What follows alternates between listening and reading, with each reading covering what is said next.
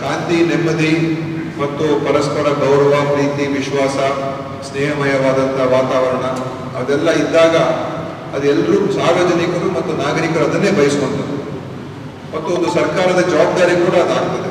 ಅಂದರೆ ಶಾಂತಿಯನ್ನು ಕಾಪಾಡುವಂಥದ್ದು ಮತ್ತು ಕಾನೂನು ಸುವ್ಯವಸ್ಥೆಯನ್ನು ನೋಡ್ಕೊಳ್ತಕ್ಕಂಥದ್ದು. ಜನರಿಗೆ ಯಾವ ಅಭಿಪ್ರಾಯಗಳು ಏನೇ ಇರ್ಬೋದು, ಯಾಕಂದ್ರೆ ನಮ್ಮ ದೇಶ ಪ್ರಜಾಪ್ರಭುತ್ವ ಇರುವಂಥ ದೇಶ. ಈ ದೇಶದಲ್ಲಿ ಸಂವಿಧಾನದ ಅಡಿಯಲ್ಲಿ ಕೆಲಸ ಮಾಡ್ತಕ್ಕಂಥದ್ದು. ಎಲ್ಲರೂ ಕೂಡ ವಾಕ್ ಸ್ವಾತಂತ್ರ್ಯ ಇದೆ ಮತ್ತು ಯಾವುದೇ ಒಂದು ಸಂಘ ಸ್ಥಾಪನೆ ಮಾಡೋದಕ್ಕೆ ಅವಕಾಶ ಇದೆ. ತಮ್ಮ ಅಭಿಪ್ರಾಯಗಳನ್ನು, ವಿಷಯಗಳನ್ನು, ನಂಬಿಕೆಗಳನ್ನು ಮುಕ್ತವಾಗಿ ಅದನ್ನು ಅನುಸಾರ ಮಾಡೋದಕ್ಕೆ, ಪ್ರಚಾರ ಮಾಡೋದಕ್ಕೆ ಅಥವಾ ಅದನ್ನು ಒಂದು ರೀತಿ ಅದರ ಬಗ್ಗೆ ಏನೇ ಒಂದು ಕ್ರಮ ತಗೊಳ್ಳೋದಕ್ಕೆ ಖಂಡಿತವಾಗಿಯೂ ಮುಕ್ತವಾದಂಥ ಅವಕಾಶ. ಯಾಕಂದರೆ it's A democratic free country. ಇಲ್ಲಿ ಎಲ್ಲ ಧರ್ಮದವ್ರಿಗೆ ಸಮಾನವಾಗಿ ನೋಡಬೇಕು, ಎಲ್ಲ ಜಾತಿಯವರಿಗೆ ಸಮಾನತೆಯನ್ನು ತರ್ತಕ್ಕಂಥ ಪ್ರಯತ್ನವನ್ನು ನಾವು ಮಾಡಬೇಕು.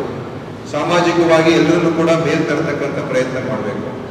ಯಾಕಂದರೆ ನಮ್ಮಲ್ಲಿರುವಂಥ ಏರುಪೇರು ಸಮಾಜ ಅಂತ ಹೇಳಿ ಇರೋದ್ರಿಂದ ಆ ಸಮಾನತೆ ಒಂದು ಸಮಾಜವಾದ ಒಂದು ಸಿದ್ಧಾಂತದ ಅಡಿಯಲ್ಲಿ ಅನೇಕ ಕಲ್ಯಾಣ ಕಾರ್ಯಕ್ರಮಗಳು ಸರ್ಕಾರ ಮಾಡ್ತದೆ, ಸೋಷಿಯಲ್ ವೆಲ್ಫೇರ್ ಸ್ಕೀಮ್ಸ್ ಮಾಡ್ತದೆ. ಯಾಕಂತ ಹೇಳಿದ್ರೆ ಸಮಾನತೆ ತರಬೇಕು.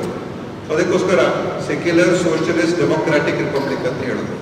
ಯಾಕಂದರೆ ಜಾತ್ಯತೀತ ಒಂದು ವ್ಯವಸ್ಥೆ ಇರಬೇಕು, ಸಾಮಾಜಿಕ ನ್ಯಾಯನ ಕೊಡಬೇಕು ಮತ್ತು ಪ್ರಜಾಪ್ರಭುತ್ವ ಇರಬೇಕು, ಎಲ್ಲಕ್ಕೂ ಕೂಡ ಸ್ವಾತಂತ್ರ್ಯ ಇರಬೇಕು. ಸೊ ಅದನ್ನು ಯಾರು ಕೂಡ ನಾವು ಅದನ್ನು ತಡೆ ಹಿಡಿಯತಕ್ಕಂಥದ್ದು ಪ್ರಯತ್ನ ಮಾಡಬಾರ್ದು. ಅದನ್ನು ಮೀರಿ ಹೋದ ಸಂದರ್ಭದಲ್ಲಿ ಮಾತ್ರ ಅವಾಗ ಕ್ರಮಗಳು ತಗೊಳ್ತಕ್ಕಂಥದ್ದು ಮಾಡಬೇಕಾಗ್ತದೆ. ಸೊ ಇವತ್ತು ಆ ಕಾರಣದಿಂದ ಈ ಜಿಲ್ಲೆಯಲ್ಲಿ ಸ್ವಲ್ಪ ಮಟ್ಟಿಗೆ ಕೆಲವು ಘಟನೆಗಳೇನಾಗಿದೆ, ಅದರಿಂದ ಎಲ್ಲೊಂದು ಕಡೆ ಇದು ಸೌಹಾರ್ದತೆ ಕಮ್ಮಿ ಆಗಿದೆ ಅಥವಾ ಜನರ ಮಧ್ಯದಲ್ಲಿ ಒಂದು ರೀತಿ ವಿಶ್ವಾಸ ಬಿರುಕನ್ನು ಬಿಡುವಂಥ ಒಂದು ಸನ್ನಿವೇಶ ಬಂದಿದೆ ಅಂಥದ್ದು ಕೂಡ ಒಂದು ರೀತಿ ಅಭಿಪ್ರಾಯಗಳು ವ್ಯಕ್ತ ಆಗ್ತಾ ಇರ್ತಕ್ಕಂಥ. ಸೊ ನಮ್ಮ ಉದ್ದೇಶ ಏನಂತ ಹೇಳಿದ್ರೆ ಎಲ್ಲರನ್ನೂ ಕೂಡ ನಮ್ಮದು ಅಭಿಪ್ರಾಯಗಳು ಏನೇ ಇರ್ಬೋದು, ಈಗಾಗಲೇ ಹೇಳಿದಾಗ, ಆದರೆ ಮುಖ್ಯವಾಗಿ ಬಹುತೇಕ ಜನರು 95% ಜನರಿಗೆ ಶಾಂತಿ, ನೆಮ್ಮದಿ ಎಲ್ಲ ಚೆನ್ನಾಗಿರಬೇಕು ಅಂತ ಇರ್ಬೋದು. ಕೆಲವರಿಗೆ ಯಾವುದೇ ಸಮಾಜ ಇರ್ಬೋದು, ಯಾವುದೇ ಒಂದು ರಾಜ್ಯ ಇರ್ಬೋದು, ಯಾವುದೇ ಒಂದು ಊರು ಇರ್ಬೋದು, ಎಲ್ಲೇ ಇರ್ಬೋದು, ಕೆಲವರು ಇದ್ದೇ ಇರ್ತಾರೆ. ಅವರು ಸ್ವಲ್ಪ ಒಂದು ರೀತಿ ಎಕ್ಸ್ಟ್ರೀಮ್ ವ್ಯೂಸ್ ಇರ್ತದೆ. ಅವ್ರ ಎಕ್ಸ್ಟ್ರೀಮ್ ವ್ಯೂಸ್ ಏನೇ ಇರಲಿ, ಆದರೆ ಅದು ಸಮಾಜದಲ್ಲಿ ಘರ್ಷಣೆಗೆ ಅಥವಾ ದ್ವೇಷಕ್ಕೆ ಕಾರಣ ಆಗಬಾರ್ದು. ಸೊ ಇದನ್ನೆಲ್ಲ ಅವರು ನಿಯಂತ್ರಣದಲ್ಲಿ ಇಟ್ಕೋಬೇಕು.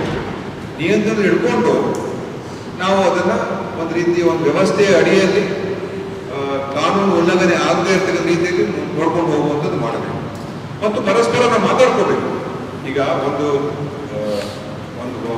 ಸಮಾಜದಲ್ಲಿ ದೊಡ್ಡವರಂತ ಇರ್ತಾರೆ, ಹಿರಿಯರಂತ ಇರ್ತಾರೆ, ಅಥವಾ ಕೆಲವ್ರ ಬಗ್ಗೆ ಗೌರವ ಇರುವಂಥದ್ದು ಇರ್ತಾರೆ. ಯಾವುದೇ ಒಂದು ಸನ್ನಿವೇಶ ಬಂದಾಗ ಅದನ್ನು ಸಮಾಧಾನ ಮಾಡುವಂಥದ್ದು, ತಿಳಿ ಮಾಡುವಂಥದ್ದು, ಅದನ್ನು ಕೂಡ ಆ ಪ್ರಯತ್ನಗಳಾಗಬೇಕು. ಇಲ್ಲದೆ ಹೋದರೆ ನಾವು ವ್ಯತ್ಯಾಸಗಳನ್ನು ಹೆಚ್ಚು ಮಾಡ್ತಾನೆ ಹೋದರೆ ಅದು ಬೇರೆ ಬೇರೆ ಕಾರಣಗಳಿಗೋಸ್ಕರ ಮಾಡ್ತಾ ಇರ್ಬೋದು. ನಮ್ಮ ವ್ಯಾಪಾರಕ್ಕೋಸ್ಕರ ಮಾಡ್ತಾ ಇರ್ಬೋದು, ಅಥವಾ ನಮ್ಮ ರಾಜಕೀಯ ಉದ್ದೇಶಕ್ಕೋಸ್ಕರ ಮಾಡ್ತಾ ಇರ್ಬೋದು, ಅಥವಾ ಬೇರೆ ಇನ್ನೇನೋ ಒಂದು ಕಾರಣಕ್ಕೋಸ್ಕರ ಮಾಡ್ತಾ ಇರ್ಬೋದು, ಅಥವಾ ವೈಯಕ್ತಿಕವಾಗಿ ನಮ್ಗೇನೋ ಒಂದು ನೋವು ಇರ್ಬೋದು, ಆ ಕಾರಣದಿಂದ ಮಾಡ್ತಾ ಇರ್ಬೋದು. ಆದರೆ ಅದು ಇನ್ನೊಬ್ಬರ ಮೇಲೆ ಪರಿಣಾಮ ಬೀರ್ತಾ ಇದೆ, ಬೇರೆಯವ್ರಿಗೆ ತೊಂದರೆ ಆಗ್ತಾ ಇದೆ ಮತ್ತು ಅಮಾಯಕರಿಗೆ ತೊಂದರೆ ಆಗ್ತದೆ. ಈಗ ಎಷ್ಟೋ ಜನ ಈ ಒಂದು ಘಟನೆಗಳಲ್ಲಿ ಅಮಾಯಕರು ತೀರ್ಕೊಂಡಿದ್ದಾರೆ. ಅದು ಹಿಂದೂ ಇರ್ಬೋದು, ಮುಸ್ಲಿಂ ಇರ್ಬೋದು, ಬೇರೆ ಧರ್ಮ, ಬೇರೆ ಜಾತಿ, ಯಾರೇ ಇರ್ಬೋದು, ಅಮಾಯಕರಿಗೆ ತೊಂದರೆ ಆಗ್ತದೆ. ನಾಳೆ ಹೆಚ್ಚು ಕಡಿಮೆ ಆದಾಗ ಅನೇಕ ಜನರಿಗೆ ಇವತ್ತು ಯಾರು ಉದ್ದೇಶಪೂರ್ವಕ ಮಾಡ್ತಕ್ಕಂಥ ಜನ ಅದು ಖಂಡಿತವಾಗ್ಲೂ ಕ್ರಮ ಆಗಬೇಕು. ಅದ್ರ ಬಗ್ಗೆ ಎರಡು ಮಾತಿಲ್ಲ, ಕಾಂಪ್ರಮೈಸೇ ಇರಬಾರ್ದು. ಆದರೆ ಎಷ್ಟೋ ಜನರಿಗೆ ಸಂಬಂಧನೇ ಇರೋದಿಲ್ಲ, ಅಥವಾ ಯಾವುದೋ ಒಂದು ಕಾರಣಕ್ಕೆ ಭಾವೋದ್ವೇಗಕ್ಕೆ ಒಳಗಾಗಿ ಅವರು ಸೇರ್ಕೊಂಡ್ಬಿಡ್ತಾರೆ ಇದಕ್ಕೆ, ನಾಳೆ ಅವರಿಗೆ ತೊಂದರೆಗಳಾಗ್ತದೆ. ಸೊ ಇದೆಲ್ಲ ಇರೋದ್ರಿಂದ ಒಂದು ವ್ಯವಸ್ಥಿತವಾದಂಥ ರೀತಿಯಲ್ಲಿ ನಾವೆಲ್ಲ ಮಾತಾಡ್ಕೊಳ್ಳೋಣ. ಯಾಕೆಂತ ಹೇಳಿದ್ರೆ ಇಲ್ಲಿ ಅನೇಕ ಸಂಘ ಸಂಸ್ಥೆಯವರೆಲ್ಲ ಬಂದಿದ್ದಾರೆ ಮತ್ತು ಪೊಲಿಟಿಕಲ್ ಲೀಡರ್ಸ್. ಯಾಕಂದರೆ ಇವತ್ತು ನೀವು ನಮ್ಮ ಪೊಲಿಟಿಕಲ್ ಲೀಡರ್ಸ್ ಬಹಳ ಇದರಲ್ಲಿ ಇಂಪ್ಯಾಕ್ಟ್ ಆಗ್ತದೆ. ಯಾಕಂದರೆ ಎಲ್ಲಾದರೂ ಅಲ್ಟಿಮೇಟ್ಲಿ ಪೊಲಿಟಿಕ್ಸ್ ಬಂದೇ ಬರುತ್ತೆ. ಸೊ ಪೊಲಿಟಿಕಲ್ ಲೀಡರ್ಸು ಈಗ BJPನೋ, ಕಾಂಗ್ರೆಸ್ಸೋ, JDS, SDPನೋ, ಇನ್ನೊಂದು ಪಕ್ಷನೋ, ಯಾವುದೇ ಪಕ್ಷ ಇರ್ಬೋದು, ನಾವು ನಮ್ಮ ಪೊಲಿಟಿಕಲ್ ಪಕ್ಷದ ಬೆಳವಣಿಗೆಗೋಸ್ಕರ ಖಂಡಿತ ಮಾಡೋದಕ್ಕೆ ಅವಕಾಶ ಇದೆ. ಜನ ತೀರ್ಮಾನ ಮಾಡ್ತಾರೆ, ಜನ ಆಶೀರ್ವಾದ ಮಾಡ್ತಾರೆ. ಯಾರಿಗೆ ಆಶೀರ್ವಾದ ಮಾಡ್ತಾರೋ ಅವ್ರು ಸರ್ಕಾರ ಮಾಡ್ತಾರೆ, ಯಾರಿಗೆ ಆಶೀರ್ವಾದ ಇರೋದು ಅವ್ರು ವಿರೋಧ.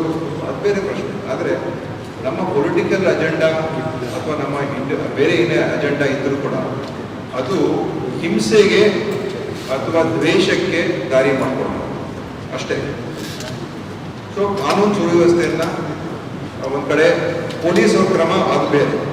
ಪೊಲೀಸ್ ಕ್ರಮಕ್ಕೆ ಹೋಗದೇ ಇರೋದು ರೀತಿಯಲ್ಲಿ ನಾವು ಮತ್ತೆ ನೋಡ್ಕೊಂಡ್ರೆ ಒಳ್ಳೇದು. ಪೊಲೀಸ್ ಬಂದು ಕ್ರಮ ತಗೊಂಡು ಯಾರೋ ಒಬ್ಬರು ಮರ್ಡರ್ ಆಯಿತು, ಮರ್ಡರ್ ಮಾಡಿದವ್ರನ್ನ ಹಿಡಿಯೋದು, ಅದನ್ನು ಮರ್ಡರ್ನೇ ಆಗದೇ ಇರೋದ್ರ ನೋಡ್ಕೋಬೇಕು. ಮರ್ಡರ್ ಆಗದೇ ಇರೋ ಸನ್ನಿವೇಶನ ನೋಡ್ಕೊಂಡ್ರೆ ಎಷ್ಟೋ ಸಮಸ್ಯೆಗಳು ಅಲ್ಲೇ ಬಗೆಹರಿಯುತ್ತೆ. ಸೊ ಈ ರೀತಿ ನಾವು ನಮ್ಮ ಮಾತು, ನಮ್ಮ ನಡೆ ಮತ್ತು ನಮ್ಮ ಒಂದು ಎಲ್ಲ ವಿಷಯಗಳ ಬಗ್ಗೆ ಸ್ವಲ್ಪ ನಾವು ಯೋಚನೆ ಮಾಡ್ಕೊಂಡು ಇರಬೇಕು ಅಂತ ನನ್ನ ಅನಿಸಿಕೆ. ಮತ್ತು ಪರಸ್ಪರ ನಾವು ಒಬ್ರಿಗೊಬ್ರು ಅವಾಗವಾಗ ನಾವು ಮಾತನಾಡ್ತಾ ಇದ್ರೆ ಯಾವುದೇ ಇಶ್ಯೂ ಬಂದಾಗ we should try and solve it. ನಮ್ಮಲ್ಲಿ ಎಲ್ಲ ಸಿಸ್ಟಮ್ ಇದೆ, ಲೀಗಲ್ ಇದೆ, ಕೋರ್ಟ್ ಕಚೇರಿಗಳಿದೆ, ಪೊಲೀಸ್ ಡಿಪಾರ್ಟ್ಮೆಂಟ್ ಇದೆ, ಡಿಸ್ಟ್ರಿಕ್ಟ್ ಅಡ್ಮಿನಿಸ್ಟ್ರೇಷನ್ ಇದೆ, ಸರ್ಕಾರ ಇದೆ. So legal remedies and many are available.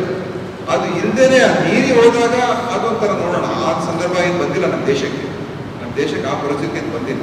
So ಇವತ್ತು ನಮ್ಮ ಸರ್ಕಾರ ಕೂಡ ಒಂದು ಮಾನ್ಯ ಗೃಹ ಸಚಿವರು ಕೂಡ ಹೇಳಿದ್ದಾರೆ, ಒಂದು ಹಿಂದೆನೂ ಬಂದಾಗ ನಾವು ನ್ಯೂಟ್ರಲ್ ಆಗಿರಬೇಕು. Government should be neutral.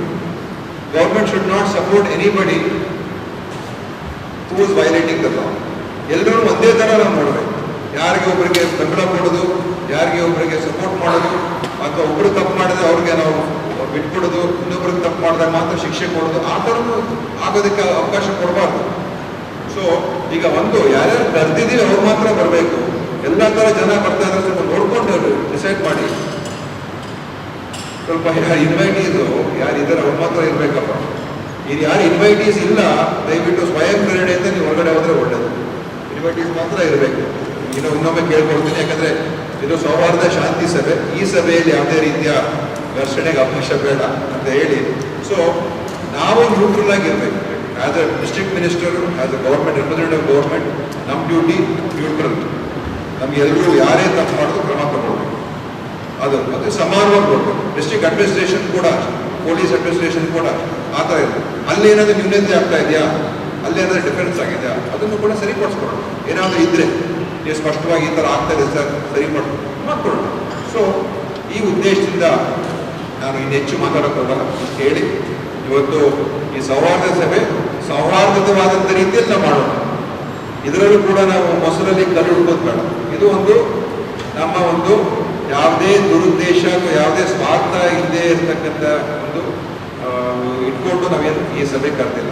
ಇದು ಯಾವುದೇ ಒಂದು ನಮ್ಮಲ್ಲಿ ಬೇರೆ ನಮ್ಮಲ್ಲಿ ಏನಂತ ಹೇಳಿದ್ರೆ, ಈ ಜಿಲ್ಲೆಯಲ್ಲಿ ಇವಾಗ ಒಂದು ಮುಂದಿನ ದಿವಸಗಳಲ್ಲಿ ಇದಕ್ಕೆ ಅವಕಾಶ ಆಗದೇ ಇರೋ ಥರ ನೋಡ್ಕೊಳ್ಳೋಣ. ನಾವು ನೀವು ಸೇರಿ ಎಲ್ಲ ಒಗ್ಗಟ್ಟಾಗಿರೋಣ. ಬೇರೆ ಏನೇ ಡಿಫ್ರೆನ್ಸಸ್ ಎಲ್ಲರೂ ಒಂದೇ ವ್ಯೂ ಪಾಯಿಂಟಲ್ಲಿ ಇರಬೇಕು, ಒಂದೇ ಥರ ಯೋಚನೆ ಮಾಡಬೇಕು ಅಂತ ನಾವು ಹೇಳೋಕ್ಕಾಗಲ್ಲ. ಯಾಕಂದರೆ ಇದು ಡೆಮೋಕ್ರಸಿ. ಆದರೆ ಆ ಒಂದು ಚೌಕಟ್ಟು ಒಳಗಡೆ ಇದ್ದರೆ ಸಾಕು. ಚೌಕಟ್ಟು ನೀರು ಹೋಗದೇ ಇರೋ ಥರ ನೋಡ್ಕೊಳ್ಳುವಂಥದ್ದು ಆಗಬೇಕು ಅಂತ ಹೇಳಿ, ಈಗ ನಾನು ಮಾನ್ಯ ಸ್ಪೀಕರ್ ಅವ್ರಿಗೆ ಸ್ವಲ್ಪ ಅವರ ಒಂದು ಕೆಲವು ನಿಮಿಷಗಳು ಅವರು ಮಾತಾಡ್ತಾರೆ.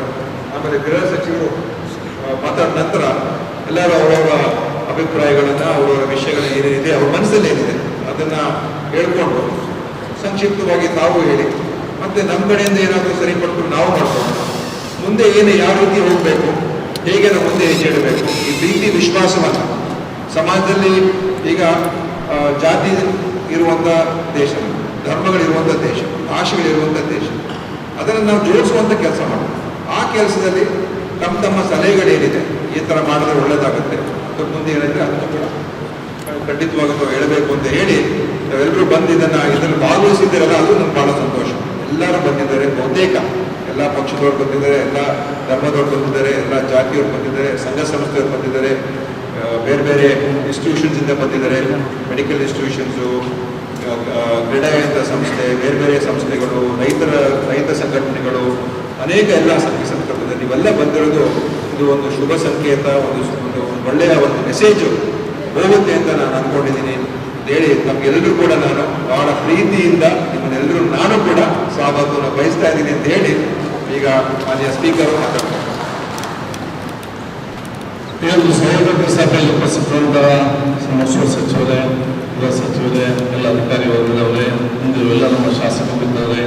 ನಮ್ಮ ಕಾರ್ಯಕ್ರಮಗಳನ್ನ ನೀವು ನೋಡ್ತಾ ಇದ್ರೆ ನಮ್ಮ ಚಾನೆಲ್ ಅನ್ನ ಸಬ್ಸ್ಕ್ರೈಬ್ ಮಾಡಿ, ಪಕ್ಕದ ಬೆಲ್ ಐಕಾನ್ ಒತ್ತಿ ನಮ್ಮನ್ನ ಬೆಂಬಲಿಸಿ. ಹಾಗೆ ನಮ್ಮ ಕಾರ್ಯಕ್ರಮಗಳನ್ನ ಲೈಕ್ ಮಾಡಿ, ಕಮೆಂಟ್ ಮಾಡಿ, ಅದನ್ನ ಬೇರೆಯವರಿಗೂ ವಾಟ್ಸ್ಆಪ್ ಮೂಲಕ ಶೇರ್ ಮಾಡಿ. ನೀವು ಹೀಗೆ ಮಾಡಿದಾಗ ನಮ್ಮ ಚಾನೆಲ್ ಇನ್ನಷ್ಟು ಮತ್ತಷ್ಟು ಜನರಿಗೆ ತಲುಪಲು ನೀವು ನಮ್ಮೊಂದಿಗೆ ಸಹಕರಿಸಿದ ಹಾಗಾಗುತ್ತೆ. ಇದು ನೀವು ಯಾವುದೇ ಖರ್ಚಿಲ್ಲದೆ ಕೆಲವೇ ಸೆಕೆಂಡುಗಳಲ್ಲಿ ನೀಡಬಹುದಾದ ಸಹಕಾರ. ಧನ್ಯವಾದಗಳು.